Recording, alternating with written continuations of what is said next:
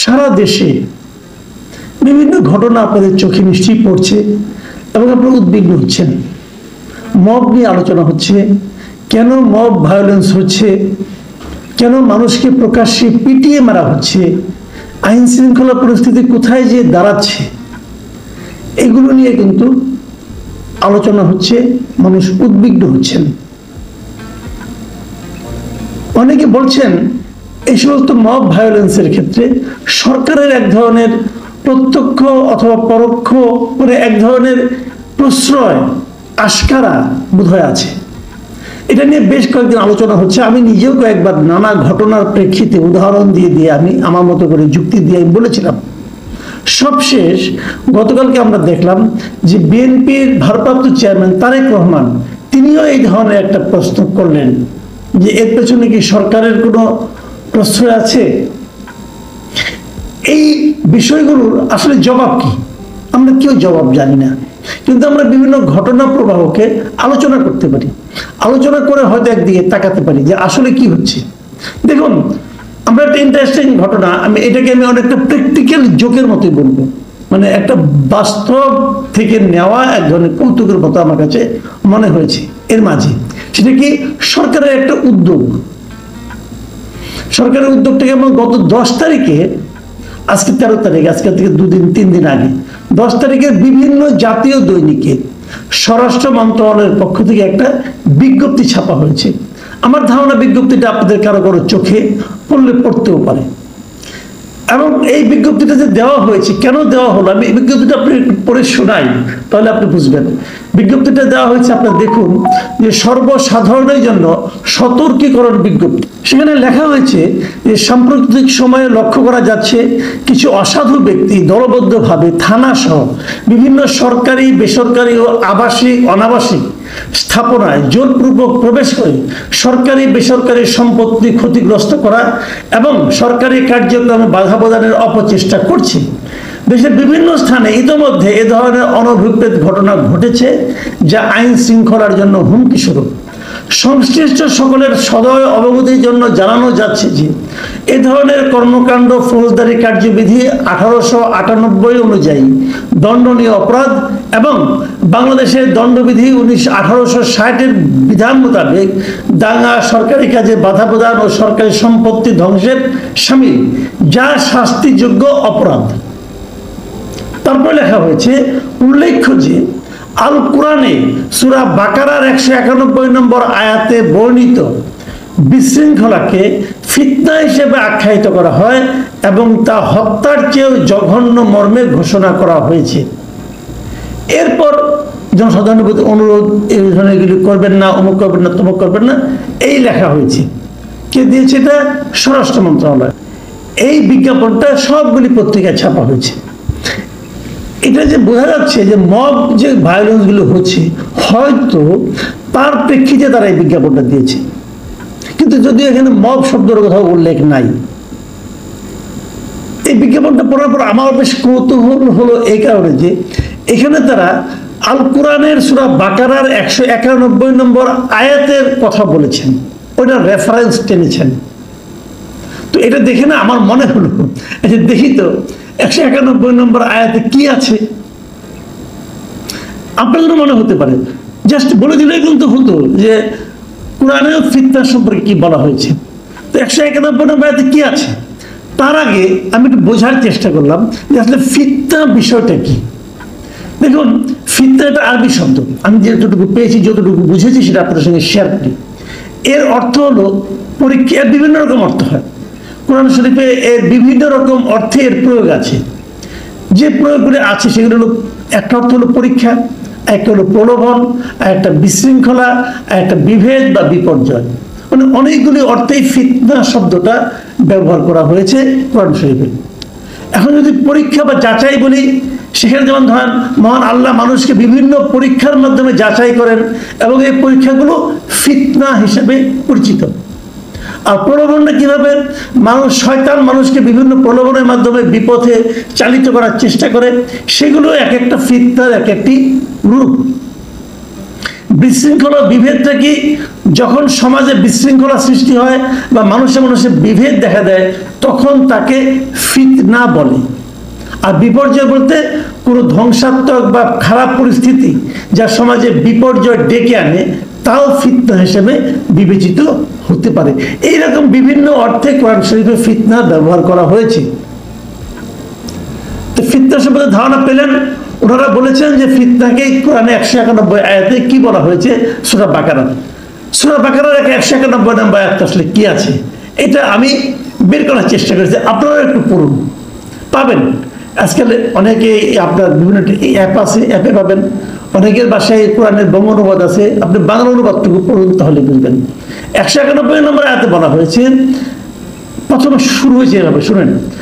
আর তাদেরকে হত্যা করো যেখানে তাদেরকে পাও, এবং তাদেরকে বের করে দাও যেখান থেকে তারা তোমাদের বের করেছিল। আর ফিতনা হত্যার চেয়েও কঠিনতর, এবং তোমরা মসজিদুল হারামের নিকট তাদের বিরুদ্ধে লড়াই করো না যতক্ষণ না তারা তোমাদের বিরুদ্ধে সেখানে লড়াই করে। অতঃপর তারা যদি তোমাদের বিরুদ্ধে লড়াই করে তবে তাদেরকে হত্যা করো, এটাই কাফিরদের প্রতিদান। দেখুন, যে কোনো সূরার একটা আয়াত যদি আপনি ব্যাখ্যা করতে চান, তাহলে মূল যে দরকার প্রয়োজন সেটা হলো শানি নজুল, মানে কোন প্রেক্ষিতে এই সূরাটা নাজিল হয়েছিল সেটা আপনাকে আগে জানতে হবে। তো এই সূরার এই আয়াতটা কখন নাজিল হয়েছিল এটা জানার জন্য আমি 2 জন আলেমের সঙ্গে পার্সোনালি যোগাযোগ করেছি। সব মিলিয়ে আমি যে ইনফরমেশনটা পেয়েছি, আমি নিজেও কিছু জানতাম আগে, তারপরে আমি ওনাদের সঙ্গে যোগাযোগ করে জিনিসটা আমি কনফার্ম করে নিয়েছি। ওনারা যেটা বলেছেন, এই সূরাটা অবতীর্ণ হয়েছিল, এই আয়াতটা অবতীর্ণ হয়েছিল মক্কা বিজয়ের পর, যখন নাকি হযরত মুহাম্মদ সাল্লাল্লাহু আলাইহি ওয়াসাল্লামকে কুরাইশরা তো আগে তাকে ওনাকে মক্কা থেকে বের করে দিয়েছিল। তারপর উনি কিন্তু শক্তি সঞ্চয় করে ধীরে ধীরে 8 সময় কিন্তু মক্কাতে ফিরে আসলেন এবং মক্কা বিজয় করলেন রক্তপাতহীন ভাবে। উনি মক্কা প্রবেশ করলেন।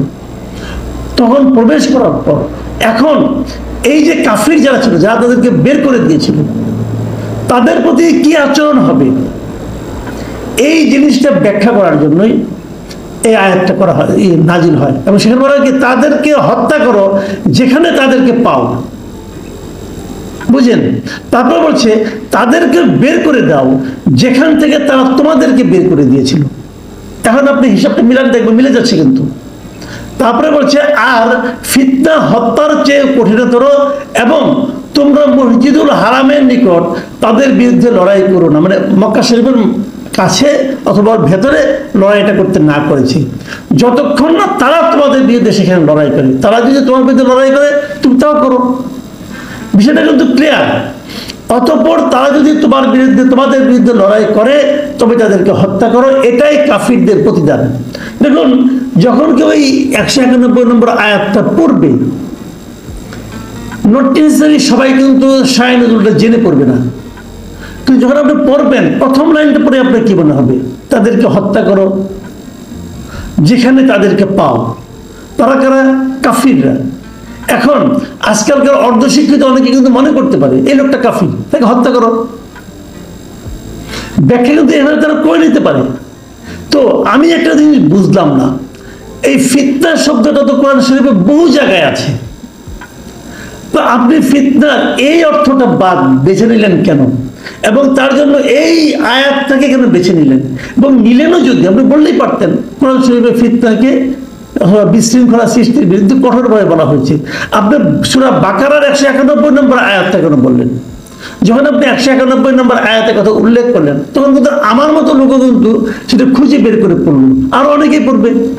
তাহলে যারা মব করতেছেন তাদের জন্য এই আয়াতটা পড়ে, এবং যেহেতু তারা মব করছেন তারা কিন্তু অর্ধশিক্ষিত ধরে নেবেন আপনি। এই অর্ধশিক্ষিত একটা লোক যখন এই আয়াতটা পড়বে, প্রথম সেন্টেন্সটা পড়ে তার মধ্যে কি চিন্তাটা কাজ করবে? যে কাফেরদেরকে হত্যা করার জন্য কোরআন শরীফে বলা হয়েছে, তো সেটা আরো বেশি মবের দিকে ঝুঁকবে। তো আমি একটা জিনিস বুঝি না, আপনি স্বরাষ্ট্র মন্ত্রণালয় থেকে যখন একটা বিজ্ঞাপন এরকম ভাবে দিবেন, সেখানে এই ধরনের একটা আয়াতের কথা উল্লেখ করবেন কেন? যেটা পড়ে অর্ধশিক্ষিত লোকরা নানাভাবে বিভ্রান্ত হতে পারে, অথবা নানাভাবে আরো বেশি মবে জড়িয়ে পড়তে পারে। কেন করবেন?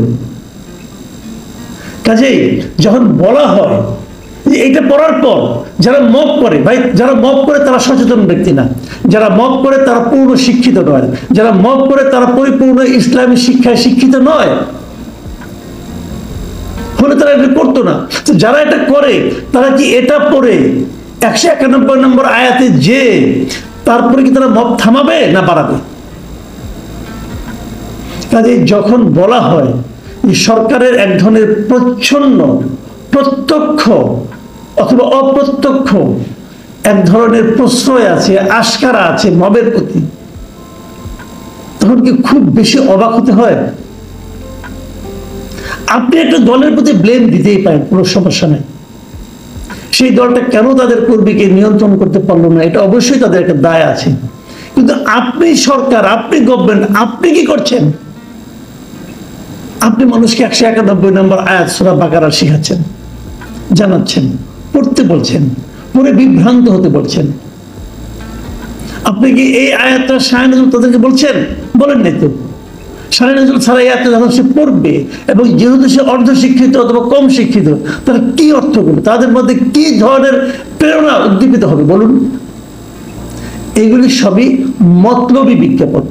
এবং এরকম একটা মতলবী বিজ্ঞাপন করতে যে কি পরিমাণ অর্থ তারা ব্যয় করেছে, অপচয় করেছে, কোনো সন্দেহ নাই। এবং পাশাপাশি এটা পরে কি মব কমবে? কমবে না। সরকার বলবে আমরা তো বিজ্ঞাপন দিয়েছি মব কমানোর জন্য, লোকে মব করে। তো এভাবে গোড়ায় কেটে উপরে পানি দিয়ে কোনো লাভ নাই রে ভাই। আপনার কাজটা আপনি করেন, আপনার পুলিশ, আপনার আইন শৃঙ্খলা বাহিনী, তাদেরকে সক্রিয় করেন। এ ধরনের উদ্ভট এবং এলোমেলো বিজ্ঞাপন দিয়ে কোনো লাভ নেই। প্রিয় দর্শক, এখন এই পর্যন্তই।